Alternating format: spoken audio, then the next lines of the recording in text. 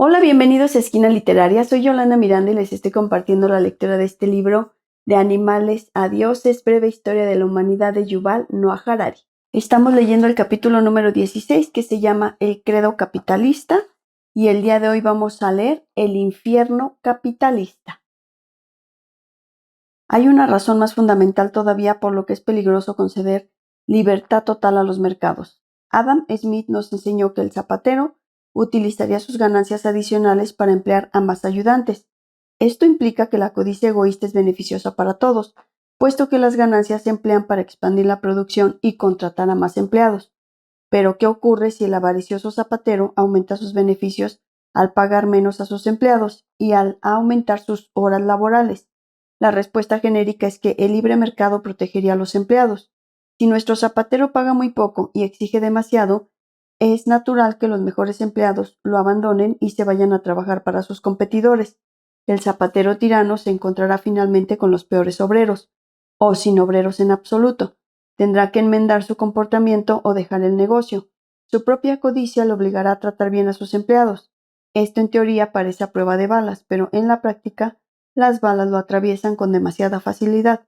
En un mercado completamente libre, no supervisado por reyes y sacerdotes, los capitalistas avariciosos pueden establecer monopolios o conspirar contra su fuerza laboral. Si en un país hay una única corporación que controla todas las fábricas de zapatos, o si todos los propietarios de fábricas de zapatos conspiran para reducir los salarios simultáneamente, entonces los obreros ya no pueden protegerse cambiando de puesto de trabajo. Peor aún, los jefes avariciosos podrían recortar la libertad de movimiento de los obreros mediante el peonaje por deuda o esclavitud. A finales de la Edad Media, la esclavitud era casi desconocida en la Europa cristiana. Durante los inicios del periodo moderno, el auge del capitalismo europeo fue de la mano con el auge del tráfico de esclavos en el Atlántico.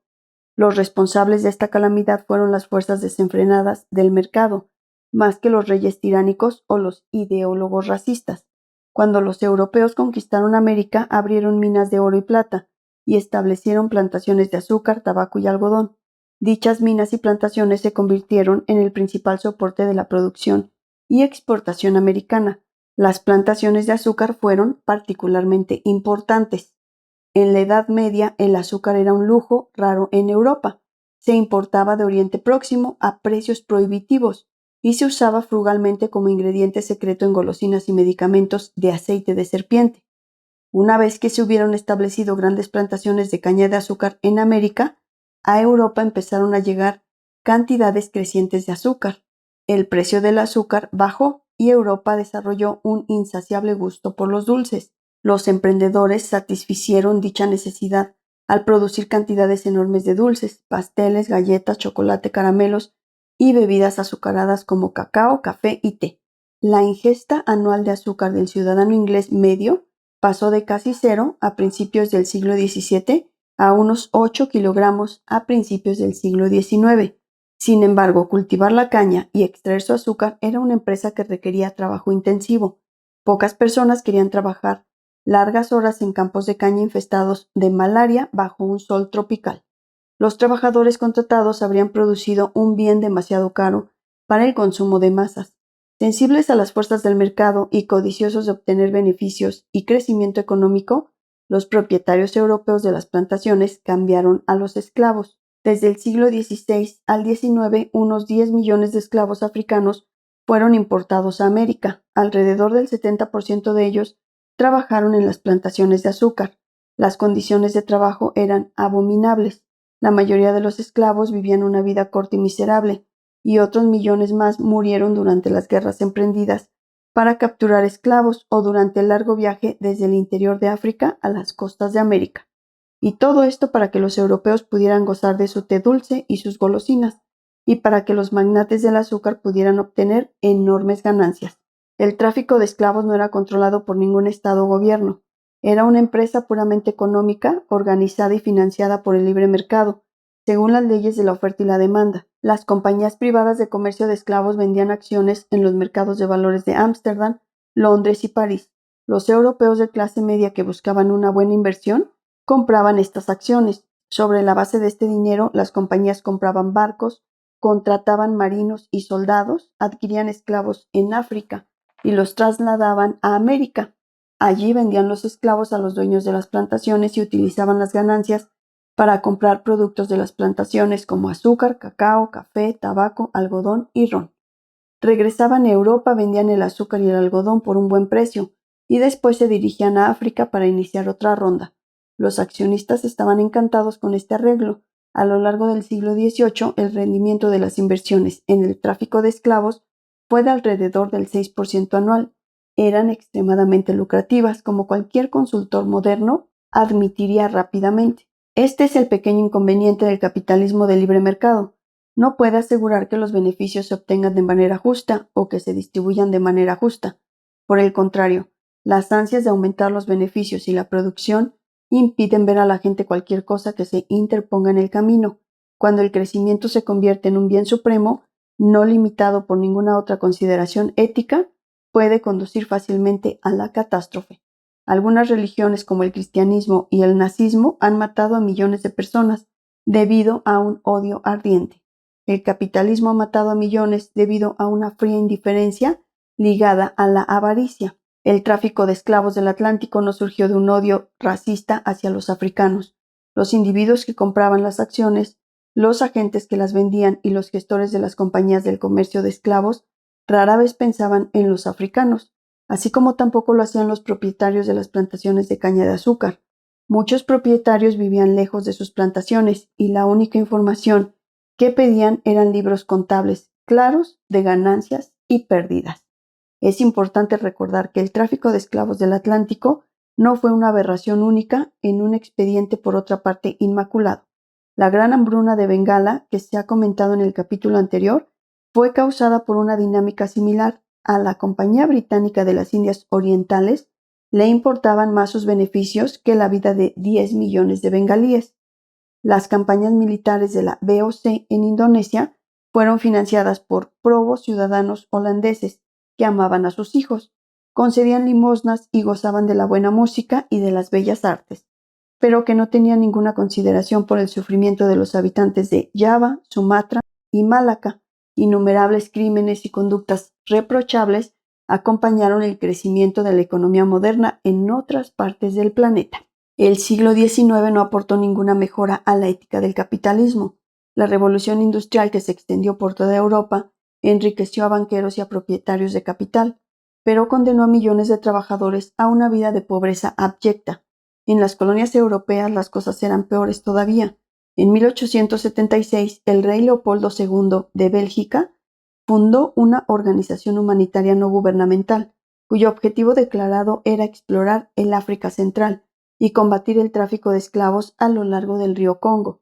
También tenía el encargo de mejorar las condiciones para los habitantes de la región mediante la construcción de carreteras, escuelas y hospitales. En 1885, las potencias europeas acordaron conceder a esta organización el control de 2,3 millones de kilómetros cuadrados en la cuenca del Congo. Dicho territorio, de 75 veces el tamaño de Bélgica, se conoció a partir de entonces como Estado Libre del Congo. Nadie pidió la opinión de los 20-30 millones de habitantes del territorio. En cuestión de poco tiempo, la organización humanitaria se convirtió en una empresa de negocios, cuyo objetivo real era el crecimiento y los beneficios. Las escuelas y los hospitales se olvidaron y en cambio la cuenca del Congo se llenó de minas y plantaciones, dirigidas por funcionarios, en su mayoría belgas, que explotaban de manera despiadada a la población local. La industria del caucho fue particularmente notable. El caucho se estaba convirtiendo rápidamente en un producto industrial básico, y la exportación de caucho era la fuente de ingresos más importante del Congo. A los campesinos africanos que recolectaban caucho se les exigía que proporcionaran cupos cada vez mayores. Los que no conseguían cumplir con su cuota eran brutalmente castigados por su holganacería. Se les cortaban los brazos y en ocasiones se masacraban aldeas enteras. Según las estimaciones más moderadas, entre 1885 y 1908, la búsqueda de crecimiento y beneficios costó la vida de 6 millones de individuos, al menos el 20% de la población del Congo. Algunas estimaciones la elevan hasta 10 millones de muertos. En décadas recientes y especialmente después de 1945, La codicia capitalista se refrenó algo, en buena parte debido al temor del comunismo, pero las desigualdades son todavía feroces. El pastel económico de 2014 es mucho mayor que el de 1500, pero está distribuido de manera tan desigual que muchos campesinos africanos y trabajadores indonesios regresan al hogar después de un día de arduo trabajo con menos comida de la que disponían sus antepasados hace 500 años. De manera muy parecida a la revolución agrícola, el crecimiento de la economía moderna podría resultar ser un fraude colosal. Bien pudiera ser que la especie humana y la economía global sigan creciendo, pero hay muchos más individuos que viven hambrientos y en indigencia.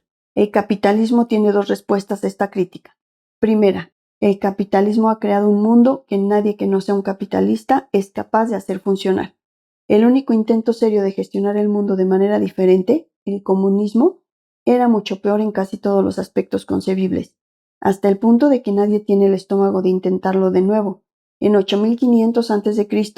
se podían verter amargas lágrimas a propósito de la revolución agrícola, pero era demasiado tarde para abandonar la agricultura.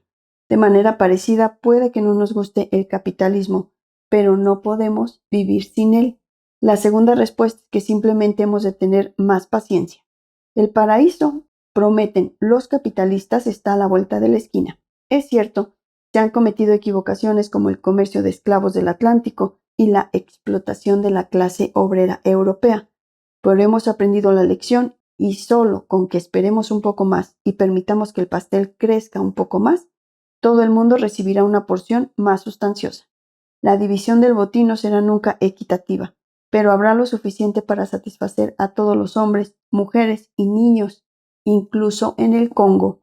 Es cierto que hay algunas señales positivas, al menos cuando empleamos criterios puramente materiales, como la esperanza de vida, la mortalidad infantil y la ingesta calórica. El nivel de vida del humano medio en 2014 es significativamente superior al de 1914, a pesar del crecimiento exponencial en el número de humanos.